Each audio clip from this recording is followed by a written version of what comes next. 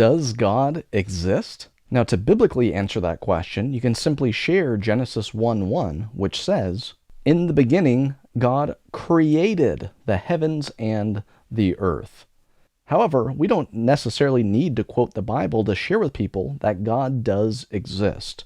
We can actually answer it philosophically as well. One specific branch of philosophy that we can use is ontology, which is the study of existence. See, we all had a beginning because there was a time when you and I did not exist. And everyone and everything that has ever existed falls into one of these three categories: uncaused, self-caused, or caused by someone else. Now let's first talk about the absurdity of being self-caused. If I said to you, "I caused myself to exist," does that sound logically possible? Well, if you're intellectually honest with yourself, no. Because in order for me to cause myself to exist, I would have had to exist before I caused myself to exist, which doesn't logically make sense. So nothing can be self-caused because it would have had to exist already in order to cause itself, which doesn't make sense. Nothing and no one can cause themselves to exist. So let's just take that out of the equation entirely. What does that leave us with? That leaves us with uncaused and caused by someone else. Now, you and I exist now because we had parents, and they had parents, and they had parents, and they had parents, etc. So all of us were caused by someone else. Now, it's the same situation when it comes to the universe. Either the universe is uncaused, and therefore it has always existed, or something outside of the universe is uncaused and has always existed. However, if the universe is expanding, if stars are burning out, if the sun is cooling because it's running out of energy, etc., well, all those things couldn't have been happening forever. How do we know that? Because the sun and the stars would have already burned out by now. And if the universe is expanding, then if we went back in time, what would take place? Everything would be coming back together as in some type of origin point, almost like a big bang, right? Now, as Christians, that's okay because we know who banged it. But just for the sake of argument, let's just say there was a time when nothing at all existed.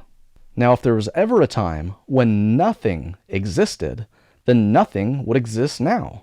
How do we know that? Because nothing comes from nothing. Now, believe it or not, there are people out there who say that nothing is unstable. In other words, there was nothing, but then there was friction and atoms, and to make a long story short, there was some type of explosion or whatever else. But I need to explain this just in case it isn't obvious. Let me break down the word nothing for you. It's no thing. But there is something. We know that the universe exists, and therefore it's either uncaused or caused by someone else.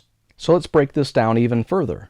We know the universe is not uncaused because it is physical, it is finite, it's measurable, it's spatial, and it's temporal. In other words, it's in time, which means it's not eternal and it hasn't existed forever. Now, of course, some people get around this by saying, well, that doesn't mean that there's a God. Maybe aliens created the universe. Now, speaking of aliens, check out this news story that came out recently in 2023. Pentagon officials suggest that alien mothership may visit our solar system and launch smaller probes to Earth. Now, this story was published by the New York Post. Now, this is where it gets interesting, because if you go out and ask 50 people what they think about aliens, you'll hear a bunch of different answers. Some people are going to say there are no aliens. Other people will say, well, yeah, there's aliens. They're talked about in the Bible. Other people will say there are aliens and they're influencing politicians. And other people will say the politicians are aliens. Now, just for the sake of argument, let's say that aliens of some type do exist. Again, just for argument's sake, what question do we still need to ask? The question we need to ask is, where did they come from? And if someone mentions something else, we can ask, well, where did they come from? You cannot escape this question when you're referring to finite beings. And it is not actually possible for aliens to be uncaused either. Why? because they would be physical, finite, material, measurable, spatial, and temporal. In other words, aliens would be in time as well. Even if they're from far, far away, people talk about millions or billions of light years, etc. What does that tell you? It's measurable. It's a measurable distance. It's a finite distance. So let's take a look at a chart here. Now on the left, we have people, aliens, and the universe. Now you'll notice that next to the word aliens, there's an orange asterisk there. Now what does that orange asterisk mean? It means Tony does not officially endorse the existence of aliens, but just in case. Now as you can see here, there are similar attributes between people who actually exist, aliens who may exist for argument's sake, and the universe, which obviously does exist as well. People, aliens, and the universe are temporal, spatial, material, finite, caused, created, and contingent. Now, contingent means you don't have to exist, but you happen to exist. And all of us happen to exist. Now, as you can see in the top center, it says efficient cause.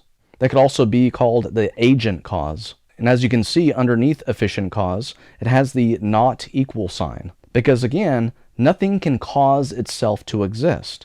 And because people, possible aliens, quote unquote, and the universe are all temporal, spatial, material, finite, caused, created, and contingent, the efficient cause of people, possible aliens, quote unquote, and the universe cannot be any of those things. Why do we know that? Because if it were, it would have had to cause itself to exist, which is logically impossible. Therefore, the efficient or agent cause of people, possible aliens, quote unquote, and the universe is the opposite of every single one of these attributes. The efficient cause would have to be eternal, outside of time, not temporal, which is in time. The efficient or agent cause would not be spatial like we are, it would be non-spatial and non-measurable. The efficient cause would not be material, it would be immaterial. In other words, non-physical. The efficient cause would not be finite like we are, it would be infinite. The efficient cause would not be caused like we are, it would be uncaused. The efficient cause would not be created like we are, it would be uncreated. And last but not least, the efficient or agent cause would not be contingent. In other words, it would not be a being who happens to exist. It would be a necessary being because it's impossible for it to not exist. So if the efficient cause of people, possible aliens, quote unquote, and the universe is eternal, non-spatial, immaterial, infinite, uncaused, uncreated, and necessary, we also have to add in the fact that this being would have to be unimaginably powerful, supremely intelligent, and personal, because it caused personal beings such as ourselves to exist. So what do you think would be a worthy term for a being with all of these attributes? Well, the ultimate term for this being would have to be God. Now, of course, if you want to save time, you can just continue to quote Genesis 1:1. But always be prepared to give philosophical answers when necessary. So to answer the question, does God exist? The answer is yes. Hi friends, thanks for watching this video. Please subscribe down below and hit the bell icon so that you get notifications about all the new videos that are released. Also, for more information or to support our work, please visit our website, radicaltruth.net.